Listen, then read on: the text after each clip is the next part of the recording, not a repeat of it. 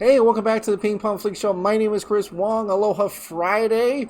What a crazy day. I got to watch Army of the Dead. That's such an awesome movie. And I can't wait to give you my real review of that. Non-spoiler, of course, that will be dropping tomorrow. But first, I want to thank my newest member of the Ping Pong Flix Show.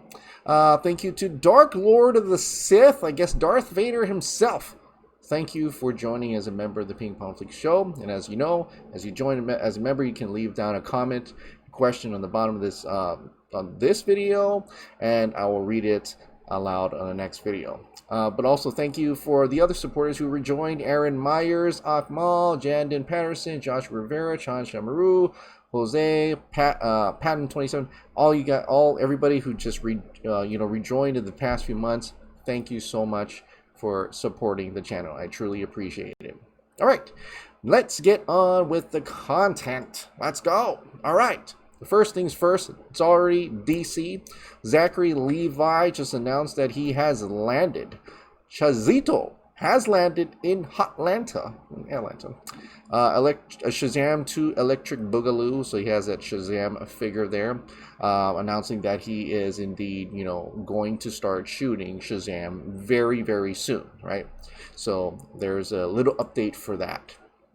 And then this is a little bit of a, I guess it's scoopy material, I guess, or is it hot takes? I don't know. But this again, of course, is a writer from Geeks Worldwide. Geeks Worldwide are in the scooping business, and they said that there was apparently a theory that Andy Muschietti was using Keaton's Batman to create an entire Frankenstein-inspired sequence of Batman helping Flash get his powers back.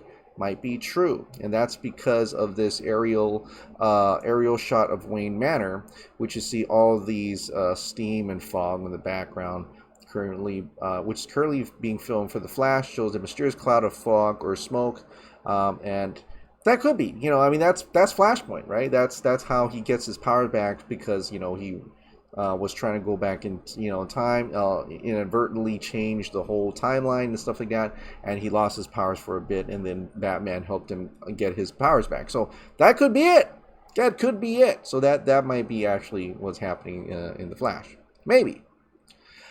He also said that The Flash will be a very big movie, and the movie is more of a crossover movie like Justice League than an individual movie, and that the movie is on the same level of proportions as Avengers Endgame? What? So I guess a fan was asking, I know this has nothing to do with the publication, but do you know if there are other plans for another Justice League movie with or without Zack Snyder? Flash is Justice League level like movie, very huge. Avengers Endgame level or Age of Ultron level, or what type of Avengers movie level? And he says Endgame like D Strange. So I don't know what that means. Endgame like Doctor Strange? Well, Doctor Strange and Endgame is totally different things. So I don't know what that, like Endgame like Doctor Strange, or he's telling, I don't know. But I had no doubts that they're going to try to absolutely make it like Justice League. We already, there's multiple Batmans. There's the rumor that Wonder Woman's going to be in there, maybe even Aquaman, I don't know. And then there's going to be Supergirl in there. So you absolutely probably think there's a lot of heroes already in there. So it's more of a Justice League movie than a Flash movie at this point. I mean, why call it a Flash movie at this point? Just call it Justice League Flashpoint or something like that. Because it's obviously they're trying to throw everything in there and trying to make it the biggest possible movie possible, just to, in a way, compete with Zack Snyder's Justice League at this point, right? So, and let's see how that goes. I'm curious if they will, if it will work out. If it's too much, or if it is not too much and it works out, I wonder how people will react to that. So I'm very curious, what are they trying to do to this movie? What is being involved in this movie, and how flashpointy is it going to actually be? So that's coming from the Geeks Worldwide. All right. Aquaman 2's just got a little bit. For some people are asking, hey, what about Aquaman 2? Well, Amber Heard just posted this on Instagram like 4 days ago. The best part of being Mara is meeting everyone she inspires. Ready for round 2? Are you guys ready for round 2 with Amber Heard as Mara? So once again, she's just posting a little bit about Aquaman 2. When do they start shooting? I don't know, but probably pretty soon. All right. Well, let's get into some Zack Snyder-y goodness. We spoke to Uprocks, had an interview, a big one. Since we spoke to Zack Snyder about getting back to basics with Army of the Dead, if he's reconsidered the ending to his Watchmen and what role Green Lantern would have had in the next Justice League movies. Now, in terms of Watchmen, you know, he in the Army of the Dead, you've heard a lot of that before. In terms of Watchmen, I think he said that if he could make Watchmen a little longer, then maybe he would have considered throwing in the squid just to be able to explain that. But Dr. Manhattan's right there, and of course it couldn't be that long, that movie. So like if he had like 4 hours of like Justice League 4 hours, but for Watchmen, he probably would have put the squid in there. So, but let's get into what he had to say about Justice League here. He said this: "It was cool to do the Snyder Cut of Justice League, and that was fun and everything. But Warner Brothers still tortured me the whole time, for whatever reason. They can't help it. I don't know why I'm such an effing pain in their ass, because I'm not trying to be, honestly." Now the interview says, "Now what you just said right there, and I've seen your other recent quotes where you've said Warner Brothers isn't being receptive to the Snyderverse, because look, every experience I've had with you is you are a nice guy and really passionate filmmaker. But do you worry when you say things like that, not Warner Brothers, but another studio might be like, well, if things go south, we don't want to be on the receiving end of that?" So Zack Snyder responded, "Well, I just don't know who would ever end up on the other end. If you analyze what's happened with Warner Brothers, it's not a normal situation. It's a once-in-a-generation, bizarro situation. I just had an amazing experience with Netflix, and it was awesome, and we had a great partnership and an incredibly great experience. So the only thing I would say is that it's an unusual situation." And so the guy said, "That's true. That's very true. And I just say that from a selfish standpoint, because I want to keep seeing your movies and I don't want you get into too much trouble."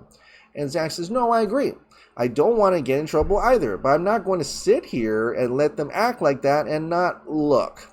They're the ones that have been aggressive, not me. I haven't done anything. Every day they turn around and do some weird passive-aggressive thing. So I don't know. It's weird. But look, like I said, I had a great time making Justice League. I'm super glad I got to finish it." So he's just pretty much saying how absolutely it seems Warner Bros. Is absolutely toxic to him right now, and right now he's getting to experience another studio like Netflix making Army of the Dead, and seeing how much of a big difference it is over at Netflix. Like, he's pretty much saying filmmakers should go over to Netflix and make stuff, because if they're not feeling like the warms and fuzzies from another studio like Warner Brothers, go to Netflix, because they seem to have it all together and are very supportive of creative directors' visions here, right? Now, he goes on a little bit further in terms of Justice League a little bit, and he talks about Justice League 2, right? A little bit of Justice League 2. So the interview says, "I was rereading the piece about where the next Justice League movies would have gone. You mentioned how you really wanted to use Jon Stewart's Green Lantern, but you had to use Martian Manhunter instead. I'm curious how Jon Stewart would have fit in the whole story and what his role would be." And he said, "Well, I shot it right. I shot Jon Stewart, and you saw that yesterday in the Daily Show in my reaction to that. I shot Jon Stewart. So yes, I wanted to use him. So basically, what was going to happen is he had two roles. One, we would have seen him in the post-apocalyptic world. He was kind of like their scout and kind of like their, join the team. And then the final battle against Darkseid, he would have gotten in the Green Lantern Corps and organized them to fight against Darkseid. Those would have been his job." So obviously, we did see, in that version, we saw Hal Jordan as part of that nightmare future where he comes down, lands, and Cyborg and Batman have to help him, fight off parademons and stuff like that. But now in the new post-apocalyptic future, because this is a different storyline than what we saw in the storyboards, there is Jon Stewart in it. And he also confirms that Martian Manhunter was going to be in it too. So of course you do see that, but in the nightmare future, that's quite interesting to hear about that. So that's a really cool nugget in terms of Martian Manhunter. And he says like, by the way, Martian Manhunter was going to be in there anyway, so you would have both. You would have both in those. And also in an interview with, I think it's called the Viral Files or something, and there's a snippet of here. He explains that Lois is indeed pregnant, so that's confirmation that we've already confirmed that many times, but he confirmed it again. Lois is indeed pregnant in that, and that would have repercussions that you'd seen in the storyboards later down the line, later down in the other Justice League movies. But this is interesting about what did Warner Brothers do after the Snyder Cut was released. What did they do? Well, the movie came out, right? Just to give you a sense of it. And I just, I haven't heard from them. I don't know what they think, Warner Brothers. So, I do love these characters and I love the world, clearly. But I just don't know what their plans are and what they're up to. The movie came out. Yeah, just like how the Post said, Warner Brothers just ghosted Snyder the moment the movie dropped. Didn't say a word, didn't say anything, nothing, no thank you, nothing. It just like dropped, and they're like, all right, we're done. Let's move on. What's next? Godzilla vs. Mortal Kombat, all this other stuff. That's it. Nothing. Wow. Wow, what a studio. What a studio indeed. So, like I've been saying, we just got to get rid of a few execs over there, and maybe they can actually become great again, right? So we'll see about that. So that's pretty much it for all we have for the rest of this week. Let's get into the members' comments and questions now. Okay, Jesse Hernandez. So it's clear now, Warner Brothers has a multiverse in their butt. That's a lot to hold in. Most heard. Glad to hear Zack's going to keep moving forward, making what he wants to make. Exactly. What he made, Army of the Dead, is awesome. Enjoying going back to the movie theater. I really think that Zack, by letting all out, is forcing a change in Warner Bros. AT&T. Could only hope. We can only hope. Dude, that thumbnail is the greatest ever made. It is the meme, absolutely, that makes it. So I just I put Zack Snyder's and I was like, Netflix. I like it better. I'm glad Zack Snyder's Justice League did great worldwide, but how is 750k big in the UK? I'm more surprised by how low GVK and MK are. Or do you mean big compared to those? I mean big compared to those. How else would I mean? I mean, I don't know how big UK is. So in comparison to those, yeah.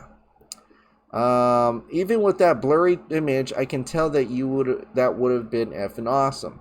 I'm also further disgusted at Warner Bros. For the Vanity Fair interview where they changed Justice League using Zack's footage without seeing his version first. What the F? Exactly. Don't you want to see what you have first before even changing things? It don't make no sense. It don't make no sense. I've seen this going around on Twitter. Where did Zack do this? Do any of you know? I don't know. But it's there is a clip out there. I don't have it pulled up. But it does show him get out of his seat and show, I don't know where he actually did it. But yeah, he did do that. Fire all Warner Brothers executives. They are clueless. By January 2020, Warner already had a regime change, so the old execs have seen a Snyder Cut. He's trying to sell new ones on the idea. I feel like Margot's comments linked to her expressed desire for a film with Harley and Ivy. Q. Gotham City Sirens, B. a James Gunn or David Ayer. One wonders if that's exactly what Margot is pushing for. Or she's, like I said earlier, she's definitely pushing for Poison Ivy. She keeps reminding him over and over, we need to make a Poison Ivy. We need to get Poison Ivy in DCEU. Of course, Warner Brothers is like, nah. We're going to get the Hour Man. Yeah. To me, the ultimate expression of triumph for Zack would be JL2 opens like so. The opening credits are with a montage of Bruce's and Victor's nightmare visions, leading to Bruce in the present, reflecting on all that, then getting a nighttime visit from Sergeant John Stewart. In the way, does it feel like a repeat of the John Jones scene? Maybe Stewart shows up in his marine dress uniform. At the end of the scene, he says the Oath enters Green Lantern mode, says, "See you around, Mr. Wayne," and heads off.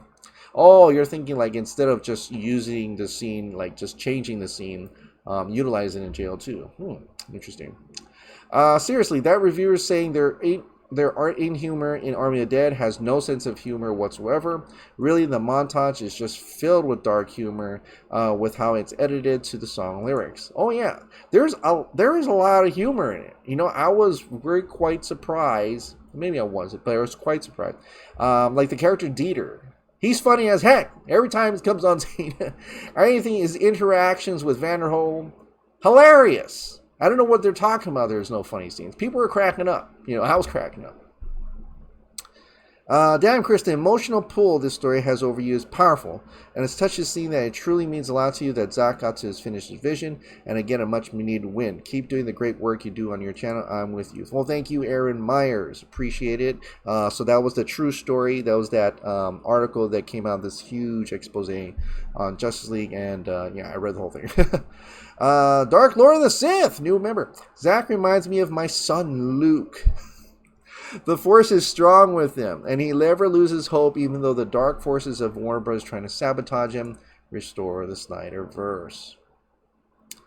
Hell yeah! Dude, Chris, I'm about to release the hype engine hard over this and the fact that the drive-in has Army of the Dead, Always Been on Dead, Survivor's Take already. See you on the other side. I hope you loved it. I hope you really loved it. Speaking of Netflix, I recommend watching The Woman in the Window. Right after Gary Oldman and Anthony Mackie, it's an intense thriller. Emmy's acting's Oscar aren't worthy. It's funny because I literally watched Love, Death, Robots last night. Loved it. Too short though. Too short. But loved it anyway. And I'm about to watch Women in the Window right after this. Oh yeah, I've been waiting for this. Waiting for Army of the Dead. So I shot my 37-second initial reaction right outside my theater. We've seen in a few hours. My first movie back too. Yup. That's awesome. It's such an experience. I didn't realize how much I actually missed the theaters until actually sitting down and watching it, man. The missus is taking me to see it in theaters on my birthday Sunday. Keep that woman. She loves you very much. Thanks for these, Chris. Now we know, and knowing is half the battle. Yeah, so he's referring to my genre, etc. in terms of Snake Eyes. Check that out if you're interested in Snake Eyes, the movie. The trailer is supposed to come out this Sunday, so I'll react to that as well. Just got out of the theater about an hour ago. What did you think? Just saw Army of the Dead and loved it. Knew it would end how it ended. Yeah, I kind of saw the ending coming in a way, but that didn't mean that I did not like. I loved it. I loved it.